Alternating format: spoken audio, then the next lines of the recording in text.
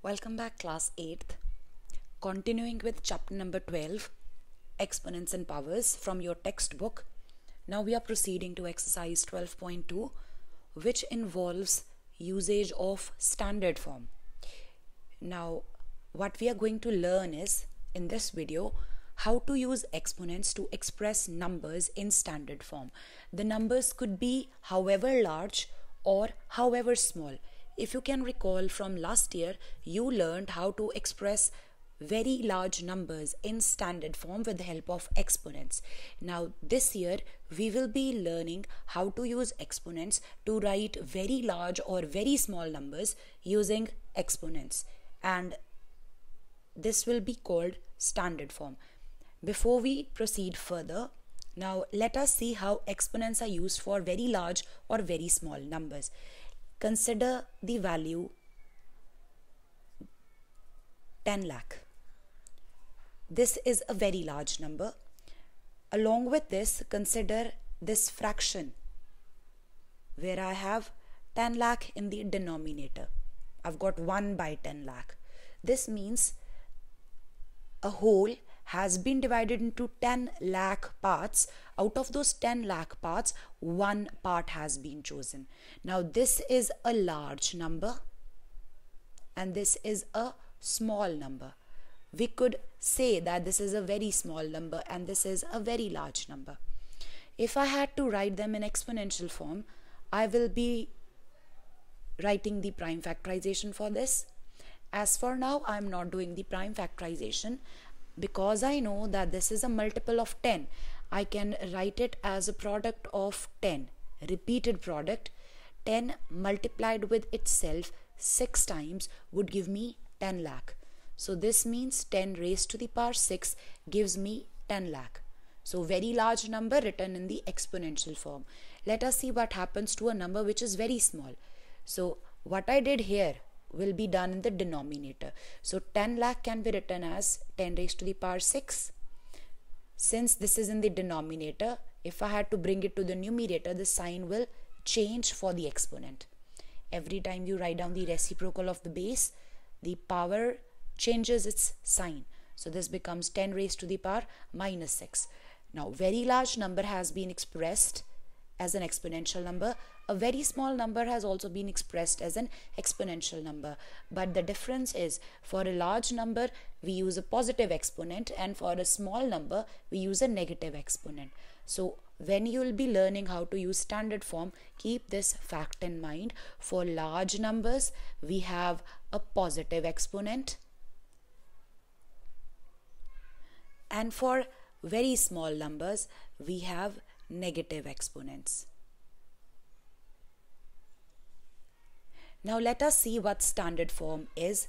Standard form for any number means you have to express the number however large or however small. The number could be very large, the number could be very small. Writing the number in standard form will mean express it as a decimal number, first thing. Between 1 and 10, 10 excluded. Now this means the number could be 1 point something, 2 point something, 3 point something, so on up to 9 point something.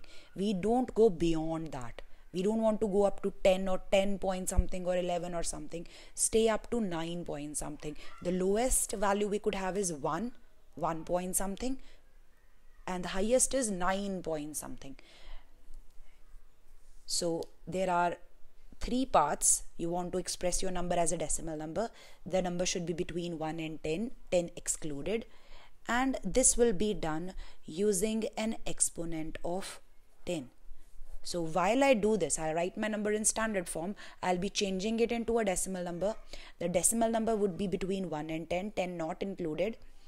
And this will be done by using an exponent of 10. So along with my number, I'll be attaching 10 raised to the power something.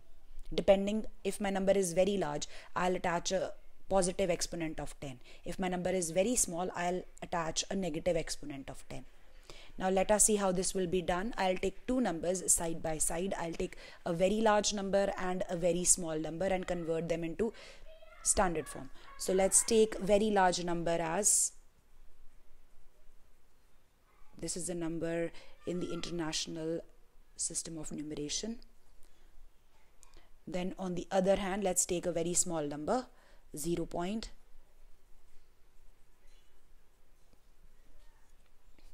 So this is a very large number, this is a very small number. So the first thing I want to do is, this is step number 1, this is step number 2, and this is step number 3, or 3 things I want to recheck. This is kind of my checklist. So since I want my number in decimal form, this is already in decimal form, but this is not. So what I'll do is I'll write it as a decimal form. So I want to write this as 149,600, 6 zeros. I'm attaching point and 0. So this is a whole number written in the form of a decimal number. Now this already is in decimal form, so I need not change. The next step is to move the point either towards your left or to your right, so that the point is immediately after the first non-zero digit. So if I look at this number beginning from here, the first non-zero digit is 1. So I want my point here. Right now the point is at the end. I want my point here right after 1. So what I'll do is I'll move the point towards my left. I'll bring it here.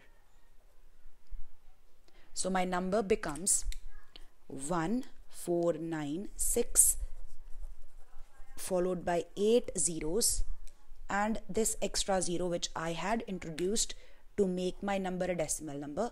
The point appears here.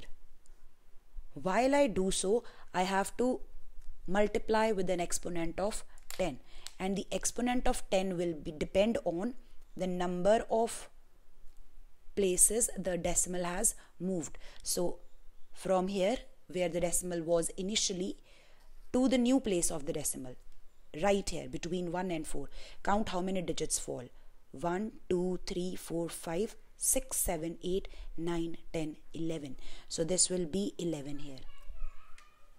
My decimal moved 11 places, so the exponent will be 11.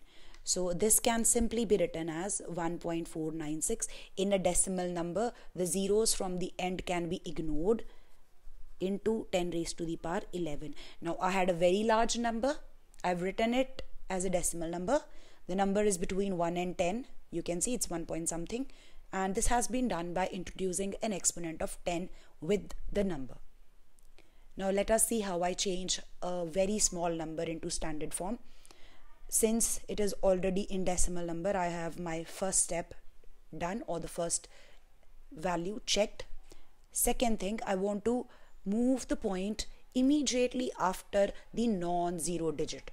So if I look at my number starting from here, the first non-zero digit. So if I look at the digits, I've got 0, 0, 0, 0, 0. This is not 0. So I want the point to move here. I want the point to move from here and appear here.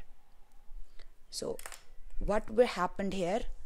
Now my number becomes 0, 0, 0, 0, 0, 1.275. And while I do this, I'll move the point from here to here. I have to introduce an exponent of 10. Now, the exponent of 10 will depend on the number of places moved by the decimal. So decimal was here. Now it is between 1 and 2. Count the number of digits from here up to here. So 1, 2, 3, 4, 5. This will be 5 with a minus sign. And why do I have a negative exponent? Because the number was very small and I need a negative exponent to express a very small number. Now these zeros in the beginning of the decimal number can be ignored. So this becomes 1.275 into 10 raised to the power minus 5.